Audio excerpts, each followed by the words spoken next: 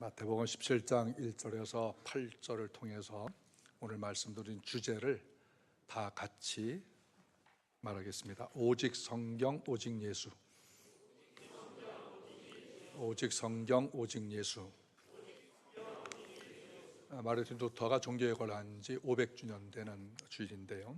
종교개혁의 배경을 다 말씀드릴 수는 없지만은 중세 로마 천주교회가 왜곡한 것이 있기 때문에 개혁이 시작됐습니다. 첫째는 성경을 왜곡했어요. 둘째는 예수님을 왜곡했습니다. 셋째는 교회를 왜곡하고 다섯째는 성도를 왜곡했어요. 그리고 또 한 가지는 이런 왜곡하고 있음에도 불구하고 하나님을 두려워하지 않았습니다. 중세교회는 이 성경과 거리가 대단히 먼 네 가지 중심으로 운영 관리되었는데요. 첫째는 인간 중심, 그리고 돈 중심, 교황 권력 중심, 세속화 중심으로 마귀의 유혹에 놀아나는 교회가 되어졌습니다. 예수님께서 십자가에 죽으시고 3일 후에 부활하셨어요. 그리고 40일 동안 세상에 계시다가 하늘로 올리워 가셨는데요, 예수님이 하늘로 올라가신 후 100년도 채 되지 않아서 교회는 구약의 율법대로 제사를 하여야 구원받는다는 율법주의와 함께 예수님의 하나님 되심, 성육신 하심을 부인하는 이단들이 출현하게 되었습니다. 이것은 성경에 충실하지 않게 되는 결과를 낳게 된 것입니다. 서기 300년대로부터 1500년대까지 이르기까지, 서기 300년 하면은 313년에 로마의 기독교가 국교화 된 그 시점부터 중세 1500년대 이르기까지 중세교회가 이 권력과 명예와 돈을 사랑하는 집단으로 타락했을 때 하나님께서 준비시켜 놓은 개혁가들이 나타나게 됩니다. 개혁은 다른 사람이 해야 되는 것이 결코 아닙니다. 요나서 1장 12절에 바다의 풍랑이 심하게 일고 선원들이 배에 쌓여져 있는 짐 상품들을 모두 바다에 내던졌습니다. 배가 산산조각이 될 위기에 있었어요. 그때 선원들이 배 맨 아래층에 가보니 요나라고 하는 사람이 잠을 자고 있었습니다. 그때 요나가 이런 말을 해요. 이 풍랑은 하나님께서 나 때문에 진노하여 나 때문에 일어난 풍랑이다 라고 말을 합니다. 나를 들어 바다에 집어던지면 풍랑이 잠잠하게 될 것이다 라고 하는 것입니다. 풍랑 속에서 요나는 자신을 돌아봤어요. 종교개혁이라고 하는 것, 500주년이라고 하는 것은 단순히 기념주일, 기념하는 설교를 하라고 주신 것이 결코 아닌 것입니다. 종교개혁 500주년에 우리는 나를 돌아보고, 우리를 돌아보고, 나를 책망하고, 내가 회개하고 하나님 앞에서 바르게 신앙생활을 하겠습니다 라고 돌이키는 기회, 결심하는 기회, 변혁되는 기회가 되시기를 축복합니다. 마태복음 17장은 우리가 신앙생활의 중심을 어떻게 잡고 살아야 하는가를 알려주고 있어요. 1절은 엿새 후에라는 말로 시작을 하는데요, 엿새 후에라는 이 말은 6일 전에 무슨 사건이 있었다는 것을 전제를 하고 있습니다. 곧 16장의 사건이 있은 지 6일 후에라고 하는 의미인데요, 마태복음 16장은 예수님이 제자들에게 질문을 하셔요. 너희는 나를 누구라고 하느냐? 예수님이 어떤 분인가를 아는 것은 대단히 중요한 문제입니다. 오병이어 기적으로 5,000명을 먹이셨던 예수님, 병자들을 고쳐주신 예수님, 바람을 잔잔하게 하고 파도를 멈추게 하셨던 예수님, 그런 엄청난 기적들을 행하시는 예수님을 제자들이 보고 왔어요. 그럼 예수님 전부가 그것이냐? 아니라고 하는 거예요. 예수가 누구냐라고 하는 이 질문, 제자들이 어떻게 대답을 했을까요? 마태복음 16장 16절은 주는 그리스도시요 살아계신 하나님의 아들입니다 라고 말을 했습니다. 주는 주인이셔요. 그리스도는 기름 부음 받은 자인데 왕, 제사장, 선자를 의미합니다. 바로 그분이 하나님의 아들이신 것이에요. 우리 사랑하는 성도들, 예수님을 주인으로 믿고 섬깁시다. 예수님이 나를 통치하시는 왕으로 믿으십시다. 예수님이 나의 죄를 속죄하시는 제사장으로 믿기를 바랍니다. 예수님께서 나를 인도하시는 선지자로 믿으십시다. 예수님은 살아계신 하나님의 아들로, 구원자로 믿기를 바랍니다. 제자들이 예수님을 바르게 알고 고백했을 때 예수님은 무엇하러 세상에 오셨는가를 비로소 가르쳐 주셨습니다. 마태복음 16장 21절, 이때로부터 예수 그리스도께서 자기가 예루살렘에 올라가 장로들과 대제사장들과 서기관들에게 많은 고난을 받고 죽임을 당하고 제3일에 살아나야 할 것을 제자들에게 비로소 나타내셨습니다. 제자들은 예수님이 죽는 것을 반대했어요. 항의를 했어요. 예수님은 자기를 부인하고 목숨 걸고 나를 따르는 자가 아버지의 영광된 나라에 참여하게 될 것이라고 말씀을 하셨어요. 그 일이 있은 후 6일 후에 베드로와 요한과 야고보를 데리고 높은 산에 등산을 가신 것입니다. 3명의 제자는 어부 출신이에요. 12명의 제자들 가운데 전적으로 3명만 선택받아 높은 산에 오른 것이고, 그들에게 앞으로 교회를 이끌어갈 주역들로, 핵심 멤버들로 삼았던 것입니다. 예수님이 세 제자를 데리고 산에 올라가신 목적이 무엇이었을까요? 오늘날처럼 단풍 구경을 가기 위해서였을까요? 바람 쐬러 가셨을까요?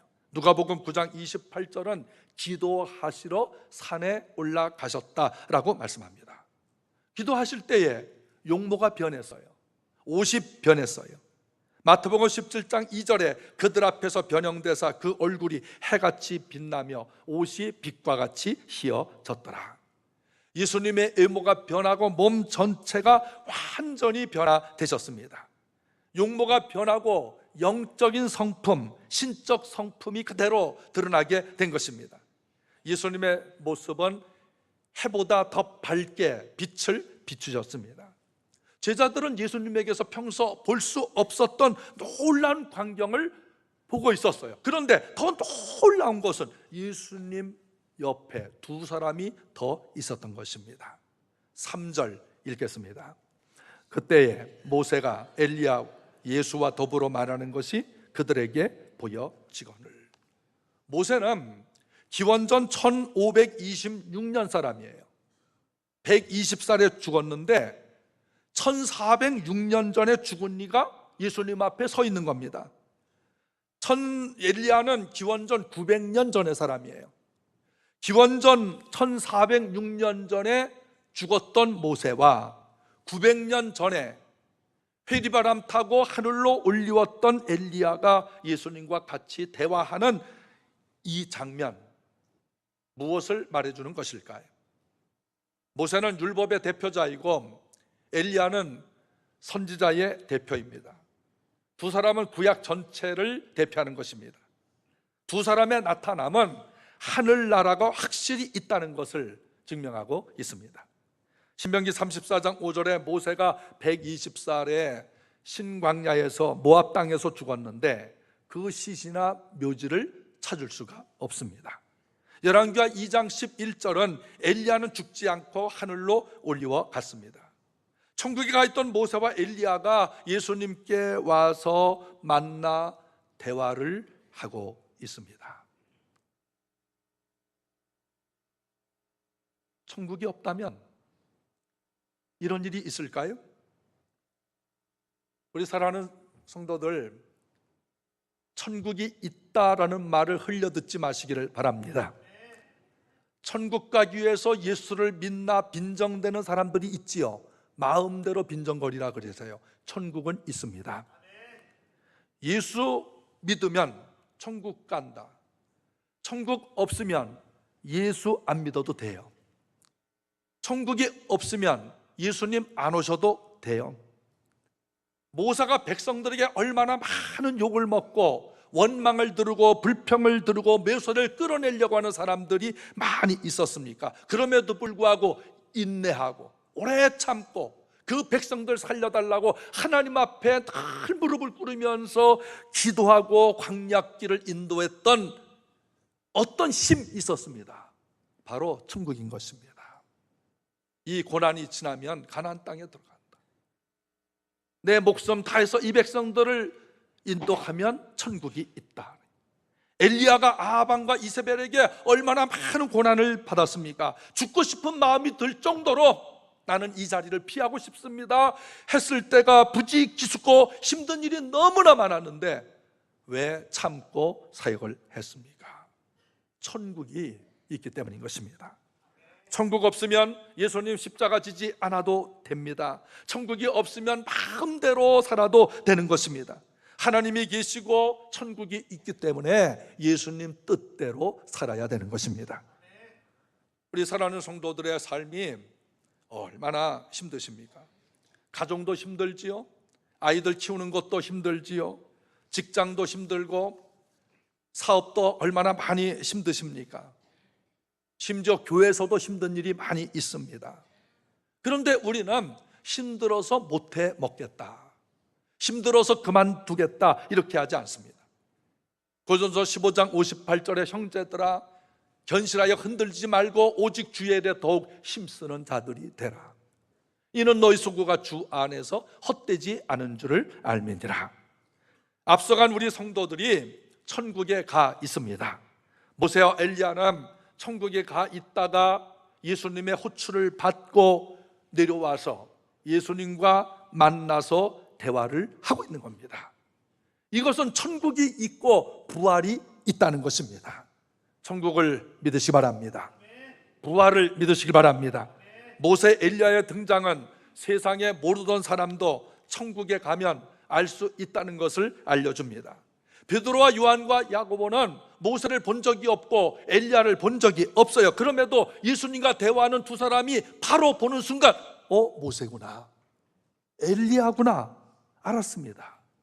우리는 할아버지 할머니 본 적도 없는데 우리보다 앞서간 어떤 성도들을 본 적이 없지만 천국에 가면 그분들을 만날 수가 있고 그분들을 알 수가 있게 되어지는 것입니다. 장례식에서 힘차게 부르는 찬송가가 있어요.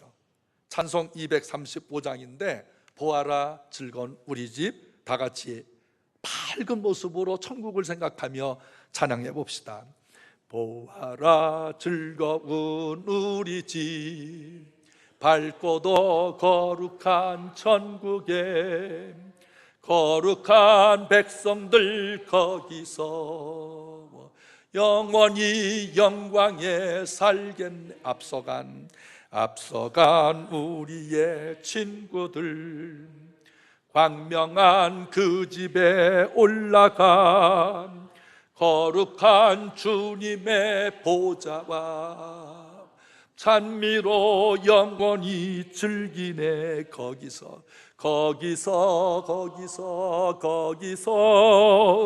즐거운 집에서 거기서 영원히 영광에 갈. 어머니 아버지가 먼저 천국 간 분, 자식들이 먼저 천국 간 분들, 사랑하는 이들이 먼저 천국 간 분들, 천국에서 다 만납니다. 부활해서 만납니다. 예수님이 세 명의 제자들과 산에 오르신 목적이 무엇일까요? 누가복음 9장 28절은 기도하러 가셨다고 했어요. 특별 기도 훈련을 위해서 산에 오르신 것입니다. 기도해야 합니다.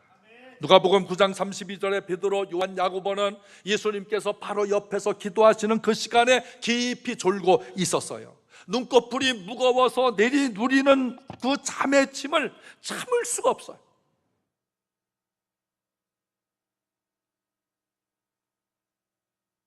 눈꺼풀을 올립시다. 잠이 오는데 참을 수가 없어요.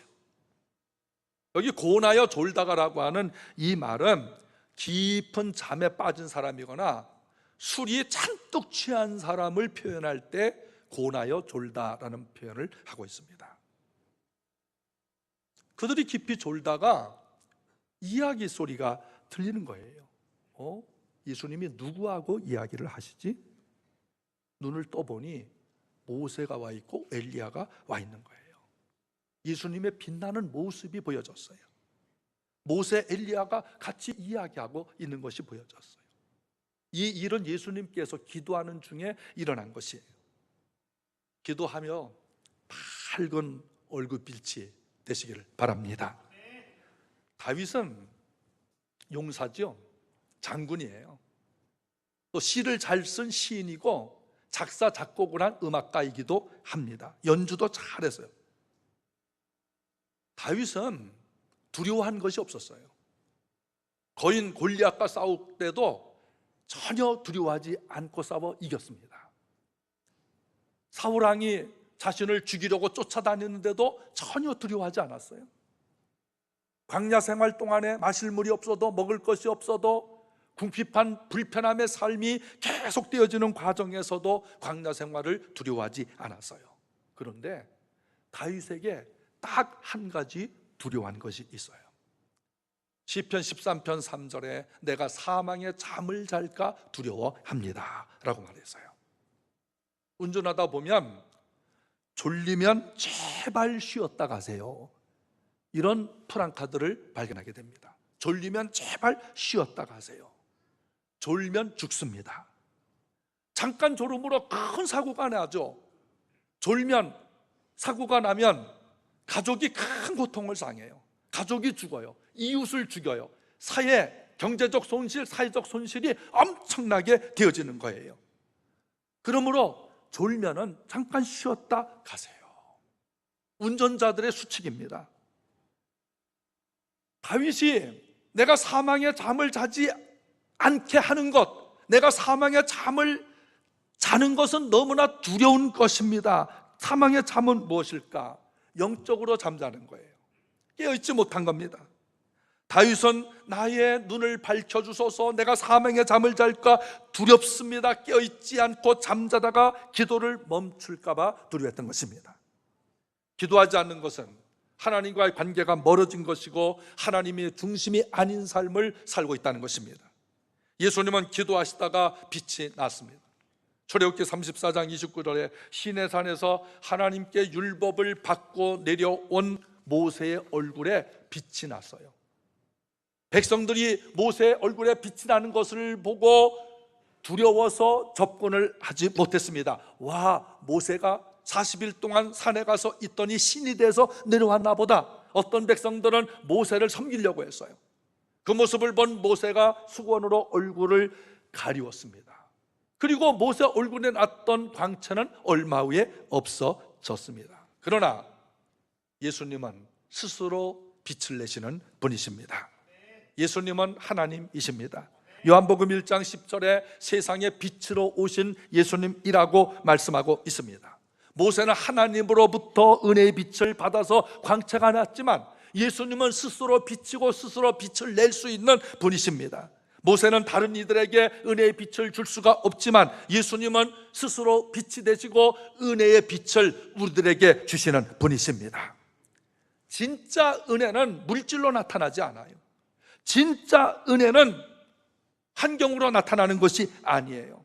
기도를 많이 하면 성령의 빛이 우리 마음속에 들어오십니다. 마음에 빛이 들어오면 얼굴에 빛이 나는 것입니다. 저희 집에 화분이 많아요. 간혹 보면 화초가 쭉 늘어져 있어요. 기운이 하나도 없어요. 바로 물을 떠다가 주면은 생기가 돌아요. 잎이 꼿꼿이 서요. 살아납니다. 기도하면 살아납니다. 기도하면 성령의 생기를 주십니다. 기도하면 어려움도 해결되는 것입니다. 기도할수록 하나님을 알게 되고 하나님의 뜻대로 살게 되는 것입니다. 기도하기를 바랍니다. 히브리서 13장 9절 여러 가지 다른 교훈에 끌리지 말라. 마음은 은혜로서 굳게함이 아름답고 식물로서 할 것이 아니니 식물로 말미암아 행한 자는 유익을 얻지 못하느니라. 우리들의 마음은 하나님의 은혜를 받아야 아름다운 것이에요. 하나님의 은혜는 물질을 앞세우지 않습니다. 권력을 앞세우지 않습니다.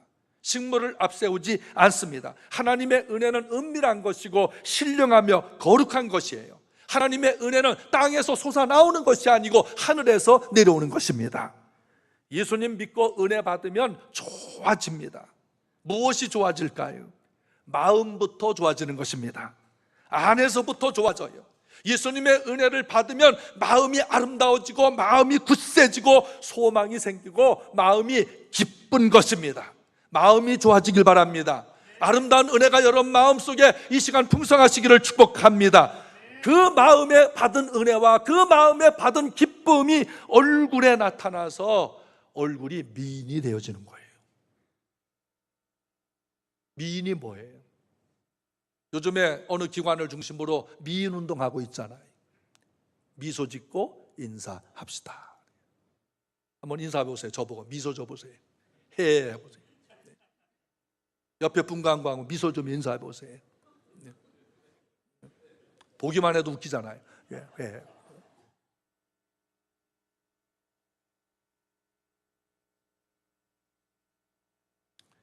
하나님의 은혜를 아는 사람이 승리하는 사람이에요. 하나님의 은혜를 아는 사람이 성공하는 사람이에요. 요즘 물값이 가격 대비해 보면 석유값보다 비싸잖아요.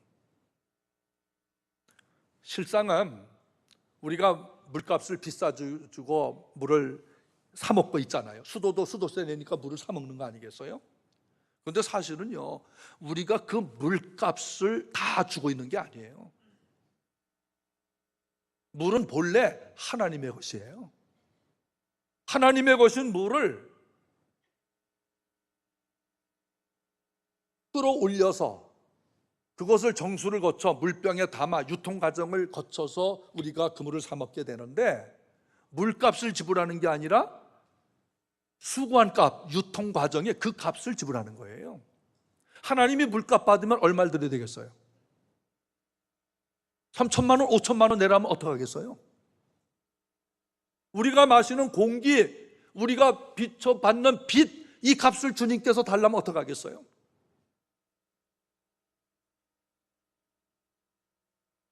우리가 먹는 쌀, 빵, 이거 본래 다 하나님이 주신 거예요. 농부들이 농사를 짓고 빵을 만들고 그런 과정을 거쳤기 때문에 수고한 값을 우리가 지불하는데, 본래 하나님의 것인데 하나님께서 능력을 가지고 계시니 너희 이 값 다 내라 하면은 1억을 준들, 5억을 준들, 10억을 준들 하나님 만족하시겠어요? 하나님의 은혜, 그건 선물이에요. 하나님이 주시는 거예요. 하나님 은혜 감사하시기를 바랍니다. 베드로는 예수님과 모세와 엘리야를 보고 나서 정신없이 말했어요. 누가복음 9장 33절에 자기가 무슨 말을 하는지도 알지 못한 채 말한 것이라고 했는데, 베드로가 무슨 말을 했을까요? 4절 읽겠습니다.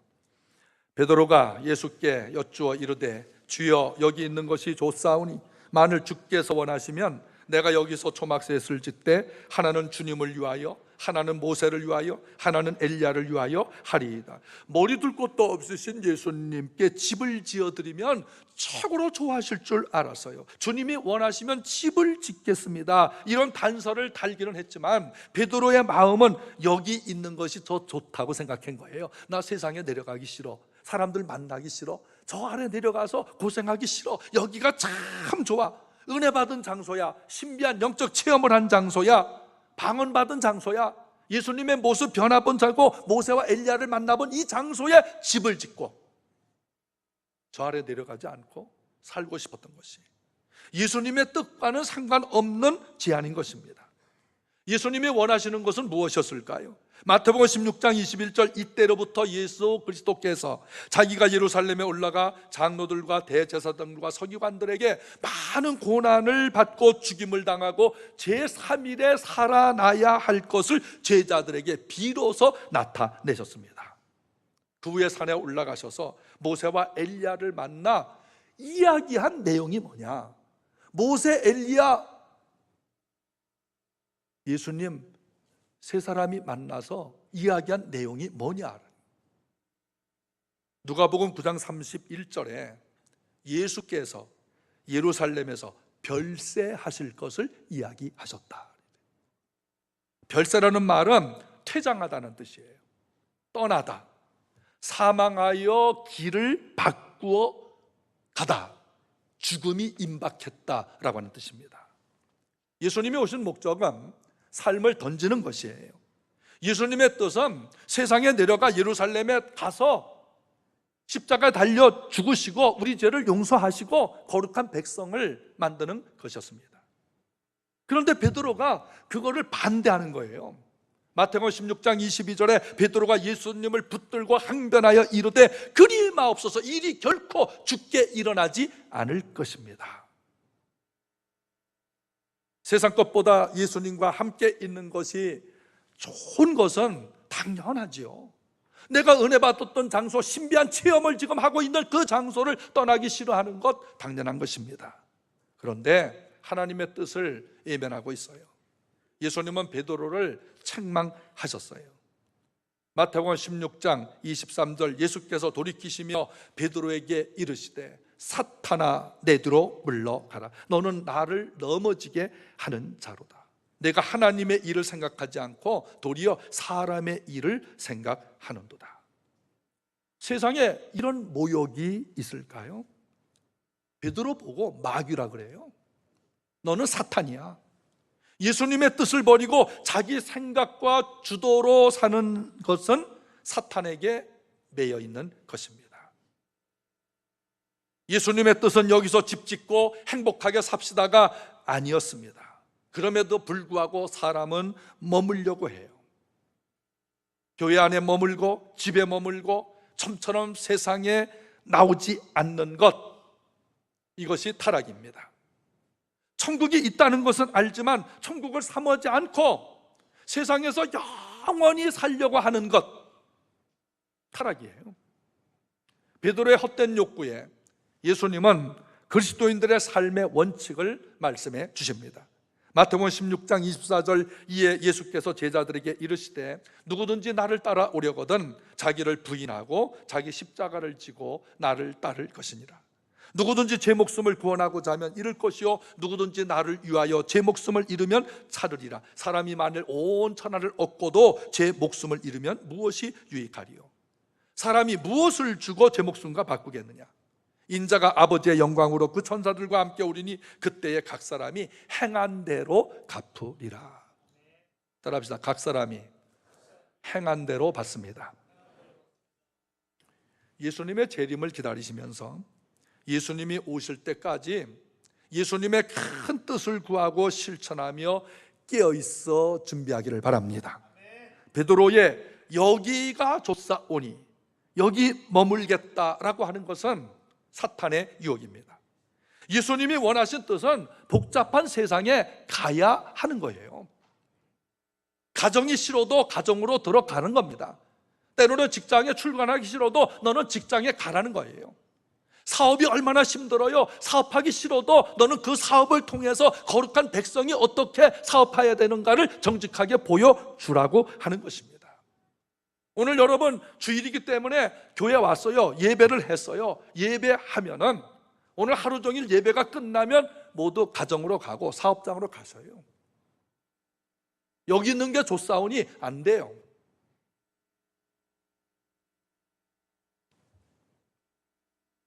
가서 사람들을 만나야 합니다. 같이 일하고 같이 말하고 같이 살을 부딪히면서 너 자신을 부인하고 너가에게 지워진 사업의 짐, 직장의 짐, 교회의 짐, 이거 짊어지고 그래도 감사하며 사는 은혜가 어떤 삶인지 그걸 보여주라는 거예요. 예수님을 위해서 집을 안 지어드려도 괜찮습니다. 세상으로 가야 됩니다. 믿음의 주체가 나의 생각이 아니고 예수님이어야 하는 것입니다. 우리는 교회를 믿지 말고 예수님을 믿기를 바랍니다. 우리는 조직을 믿는 것이 아니고 예수님을 믿는 거예요. 우리는 기독교라고 하는 종교를 믿는 것이 아니고 예수를 믿는 것입니다.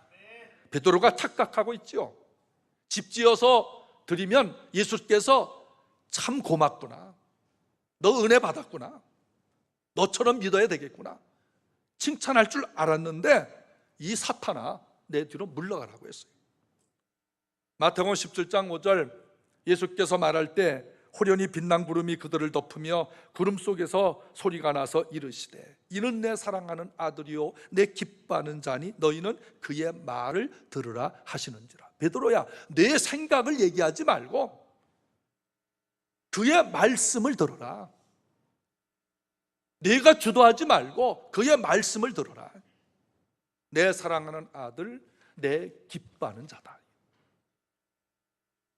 여기 내 사랑하는 아들, 내 기뻐하는 자라고 하는 이 말은 무엇을 말할까요? 부모님들은 자식을 사랑하잖아요. 가끔 자식 버리는 부모도 있지만 부모는 자식을 기본적으로 사랑합니다. 5명 자식이 있으면 5명 다 사랑하고 20명의 자식이 있어도 20명의 자식을 다 사랑해요.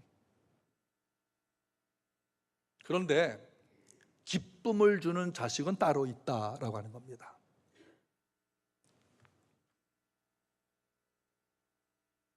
저희 형님이 사춘기 시절에 탈선을 좀 했어요.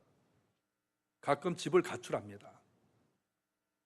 그럼 어머니는 참 이상해요. 저희 사형제가 있는데 어머니는 큰아들이 가출을 했어도 아침밥 꼭 그릇에 담아가지고 아랫목에 넣고 이불로 덮어놔요. 점심때가 되면 그 밥을 치우고 또 새로운 밥을 지어서 또 덮어놔요. 저녁 때 되면 또 새 밥을 지어서 또 덮어놔요. 우리는 밥을 더 먹고 싶은데 둘째, 셋째, 넷째는 그 밥을 더 먹고 싶은데 아니야, 이거는 내 형 거야 하면서 꼭 아랫목에 묻어놔요.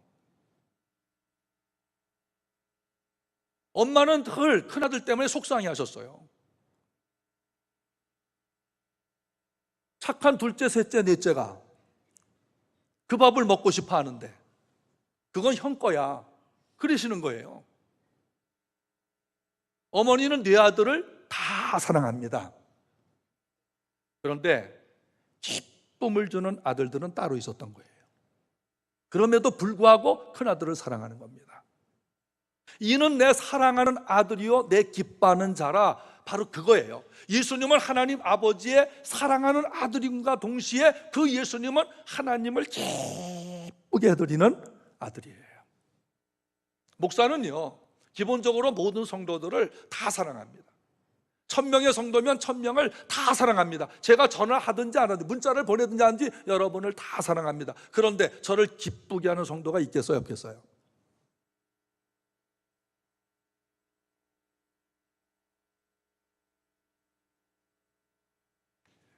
이해가 되리라고 믿습니다. 우리가 하나님의 사랑을 의심하지 마시길 바라요. 그것은 전제고 기본이에요. 하나님께서 이 세상 모든 사람들을 다 사랑합니다. 여러분 그 사랑 때문에 예수 믿게 되었습니다. 하나님이 세상을 이처럼 사랑하셨지 넌 안 돼, 넌 안 돼 이런 적이 없으셔요. 하나님 누군 죽어 누군 멸망시킨다고 하는데 그건 우린 몰라요.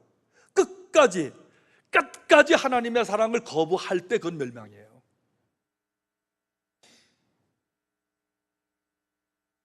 우리는 하나님의 사랑을 받고 하나님을 기쁘게 합시다. 교회에서 여러분 목사님 사랑 받아야죠. 그러나 목사의 기쁨이 되어주시길 바랍니다. 구역에서는 구역장님을 사랑받고 구역장님들을 기쁨 돼야 돼요.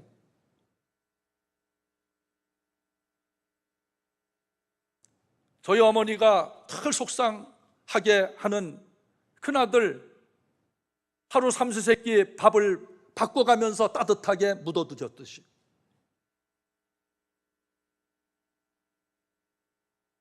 지금은 그 형이 변화를 받아서 50년 넘게 부모님과 살며 효도를 하고 있어요. 왜 그렇게 변했을까요? 변함없는 어머니의 사랑이에요. 그래도 나는 널 사랑한다.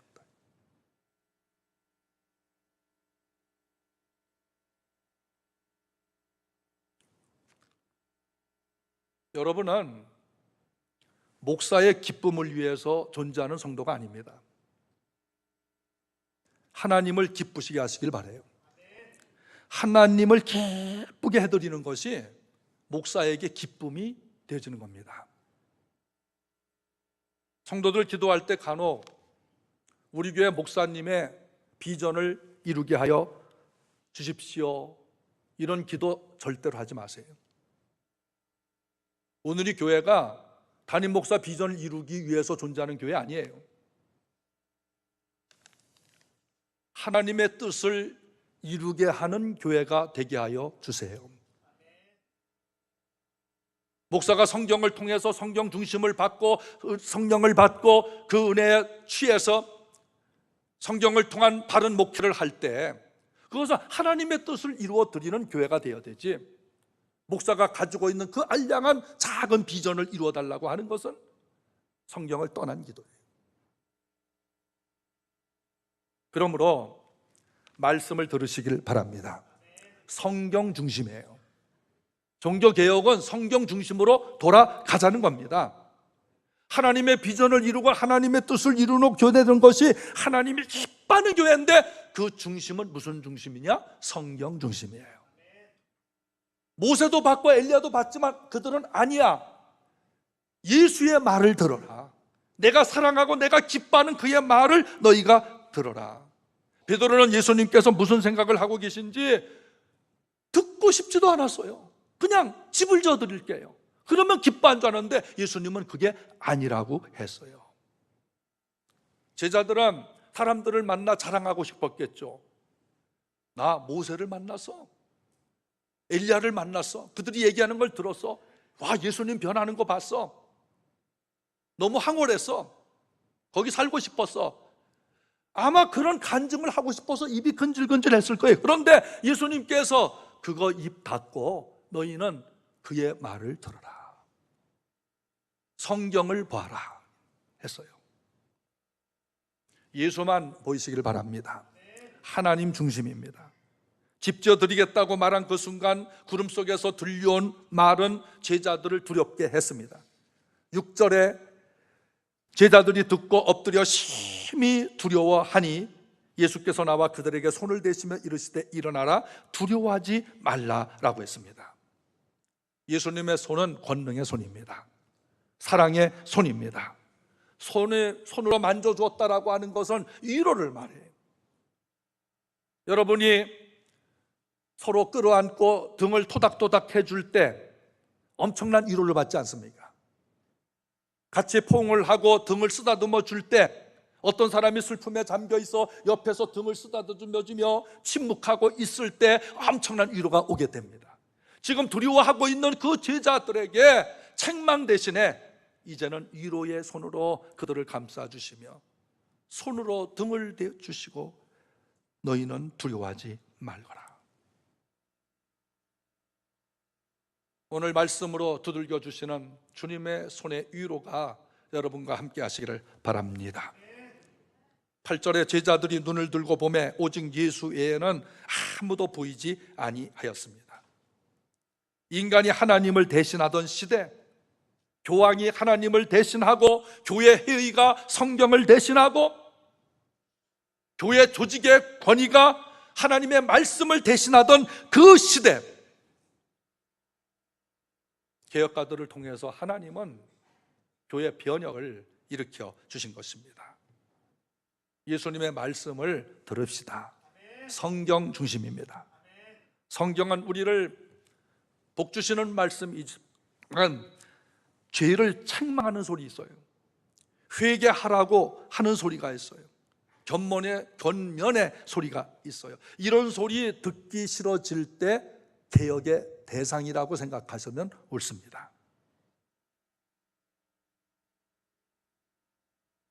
성경은 미련한 자에게는 훈계도 말고 권면도 말고 책망도 하지 말아라 그랬어요. 그러나 지혜로운 자는 책망을 듣고 권면을 듣고 훈계를 듣고 하나님의 은혜를 받고 회개한다고 했습니다. 교회의 타락은 성경을 외면하고 세상 이야기로 가득 찬 강단에서부터 시작이 된 것입니다. 성경이 멀어지면 개혁의 소리를 듣고 싶어 하지 않아요. 중세교회가 성경을 신부님들만 읽게 하고 성도들이 읽지 못하게 한 이유가 있습니다. 성도들이 성경을 알면 교회가 잘못됐다는 것을 알게 되기 때문이에요. 그러므로 성경을 라틴어로만 보게 했어요. 라틴어는 신부님들이 배워요. 예배를 하는 것이 아니고 예배를 보고 가면 돼요. 구경하다가 가면 돼요. 오늘 그리스도인들은 예배를 구경하는 사람들이 아니에요. 어떤 특정한 사람에게 내 죄를 말하고 그 사람이 대신해서 죄를 고백하여 용서받는 것이 아니에요. 여러분과 주님과의 관계는 1대1의 관계예요. 누구든지 예수님의 이름으로 하나님 아버지 앞에 은혜 보좌로 나갈 수가 있습니다. 그것이 성경 중심의 개혁이었어요.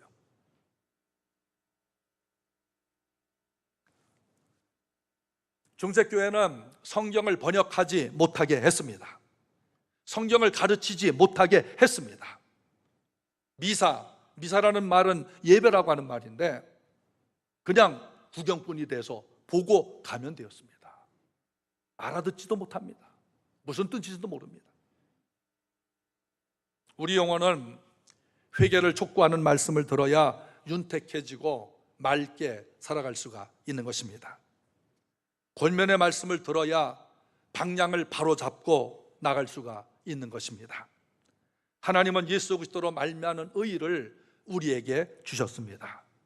의는 믿음으로 말미암아 사는 것입니다. 믿음으로 말미암아 산다는 것은 하나님과 화목하고 이웃과 화목하게 사는 것을 말합니다. 예수를 보지 않고 신비한 환상이나 방언이나 부자 사역을 중심으로 하면 섬김은 있으나 영혼은 메마르게 되는 겁니다. 저는 신앙생활의 초기에 엄청난 영적 체험을 했습니다. 방언도 체험했고 기적도 체험했습니다. 율법주의자로 살기도 했습니다. 그러나 성경을 보고 바른 신학을 하면서부터 신앙의 중심이 오직 성경, 오직 예수여야 되겠구나. 성도는 하나님의 계시의 말씀으로 살아야 합니다. 성경을 넘어선 어떤 신앙의 조항도 믿으라고 강요될 수가 없습니다.